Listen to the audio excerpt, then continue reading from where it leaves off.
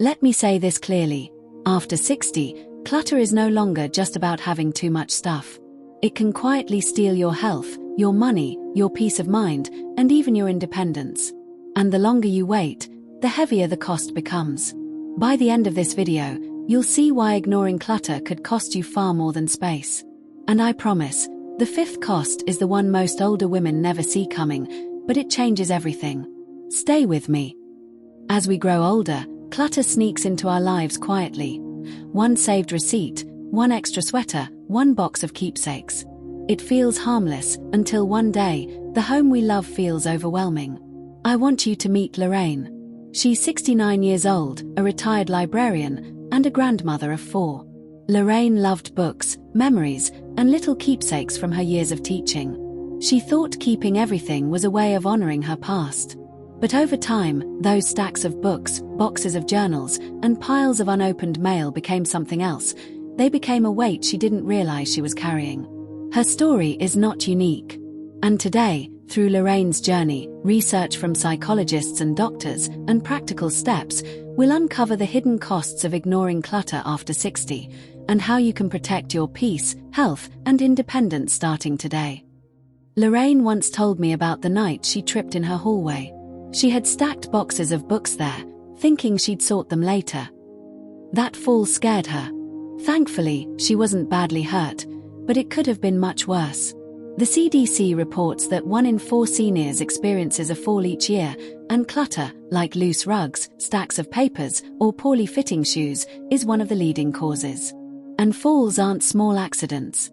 They are the #1 cause of injury-related deaths among adults over 65. Lorraine realized her clutter wasn't harmless, it was dangerous. That's the first hidden cost. Clutter takes away safety. Practical fix. Start by clearing walkways, hallways, staircases, and beside the bed. Make those paths safe. Lorraine moved her boxes, cleared her floors, and said, "I can finally walk through my home without fear." That one change gave her back confidence in her own space.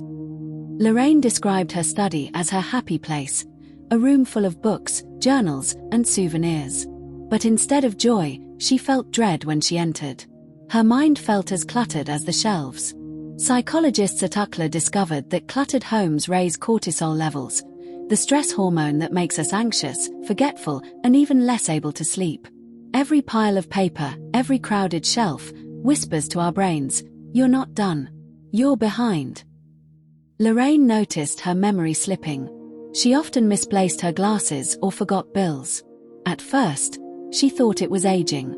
But when she cleared one desk, she realized she remembered more easily. Not because her brain had changed, but because her environment had. That's the second hidden cost. Clutter drains your mental energy. A calm space creates a calm mind. Clearing even one small surface can reduce stress and sharpen focus. Lorraine kept boxes of her children's old clothes, cards from students, and souvenirs from trips. She confessed, "If I let them go, will I lose the memories too?" This is what psychologists call emotional attachment clutter. It feels like our identity and history are stored in objects. But the truth, our memories live in us, not in piles of things. Research in cognitive psychology shows that keeping fewer, more meaningful items strengthens memory better than drowning in thousands of reminders. Lorraine chose one memory box. She placed her daughter's wedding invitation, a favorite book signed by her students, and her husband's old watch inside. She let the rest go. She cried at first, but later told me, "Now when I open the box, I feel peace, not guilt." That's the third hidden cost. Clutter weighs on the heart. It traps us in the past and steals joy from the present. But letting go, carefully, gently, creates space for healing. Lorraine confessed she rarely invited her grandchildren over. Not because she didn't love them, but because she was embarrassed. Her home felt too messy, too overwhelming. Clutter doesn't just isolate us from our belongings, it isolates us from people. A study published in Current Psychology found that people living in cluttered homes are more likely to feel depressed and socially withdrawn. And for seniors, isolation is dangerous. Loneliness has been linked to higher risks of dementia, heart disease, and even shorter lifespans. Lorraine's grandchildren once asked, "Grandma, Can we play in the living room?" She told me she felt a pang in her chest when she had to say no because there wasn't enough space. That moment broke her. The fourth hidden cost of clutter is isolation. When clutter closes your doors to loved ones, it quietly steals connection. When Lorraine finally cleared her living room, she invited her family back. She said, "It wasn't just the space I gained, it was laughter." This one surprised Lorraine most. She admitted she had bought duplicate items, 2 pairs of scissors, 3 reading glasses, because she couldn't find the originals buried in piles. Clutter also led to late fees when bills got lost in stacks of unopened mail. And think of all the storage units seniors rent just to keep things they never use. Research shows Americans spend billions every year replacing lost items or paying for extra storage. For seniors living on retirement income, that's a cost few can afford. Lorraine realized clutter wasn't just taking her peace, it was taking her money. The fifth hidden cost of clutter is financial strain. And clearing it isn't just about saving space, it's about protecting your budget. One evening, Lorraine stood in her hallway, looking at her cluttered shelves. She thought about her grandchildren, her health, her peace of mind. And she whispered, "Enough." She started small, 1 drawer, 1 pile of papers, 1 box at a time.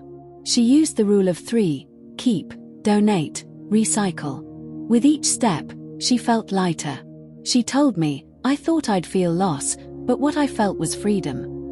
Her story shows us something powerful. Decluttering isn't about losing your history. It's about choosing your future. Lorraine's daughter once asked her, "Mom, what will we do with all of this someday?" That question struck her deeply. For many seniors, clutter leaves a heavy burden on children. Sorting through decades of belongings after a parent passes can take months, sometimes years. By decluttering now, Lorraine realized she wasn't just helping herself. She was giving her family the gift of peace. She said, "I don't want my children to remember me through piles of things. I want them to remember me through love and space to breathe." Decluttering is also about legacy. What we leave behind should be meaning, not mess. So let's recap. Ignoring clutter after 60 can cost you more than space. It costs safety through full risks. It costs mental energy through stress and forgetfulness. It costs emotional peace by trapping you in the past. It costs relationships by isolating you from loved ones. And it costs money you can't afford to lose. But you don't have to face those costs. You can choose freedom, clarity, and joy, starting today.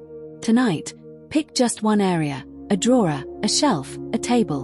Clear it. Notice how your shoulders feel lighter, how your mind feels calmer. That small step can spark change that transforms your home and your heart. Because clutter doesn't just steal space, it steals life.